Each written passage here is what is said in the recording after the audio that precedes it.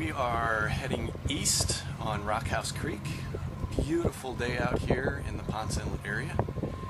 And you can see right here the Disappearing Island area. Great place during the day to pull up and anchor for a while, hang out. Lots of people do it every weekend. Can get a little bit crazy with all of the currents and boats, traffic, but still a lot of fun. And we're about to head out the Ponce Inlet. Looks like it should be a very calm day.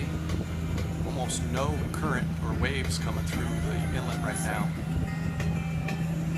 Very calm. I think we're hitting it right at slack tide. Should be a great day